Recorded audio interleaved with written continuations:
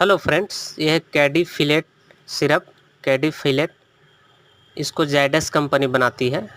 इसका यूज़ हम लोग खांसी में ज़्यादातर यूज करते हैं। जिस किसी को खांसी की समस्या रहता है, म्यूकस वाली खांसी, जिस किसी को अंदर में म्यूकस हो गया, अंदर में जम गया है, उसको पतला करके बाहर निकालता है। और सांस लेने में भी जिस किसी को दिक्कत है वो भी इसको इस्तेमाल कर सकता है। सुबह शाम 10 ml एडल्ट के लिए, चाइल्ड के लिए 5 से 10 ml लेंगे। बहुत ही सस्ता सिरप है, जायडस कंपनी बनाती है। खांसी के लिए सबसे बेस्ट है। चैनल को शेयर करेंगे आगे तक, लाइक सब्सक्राइब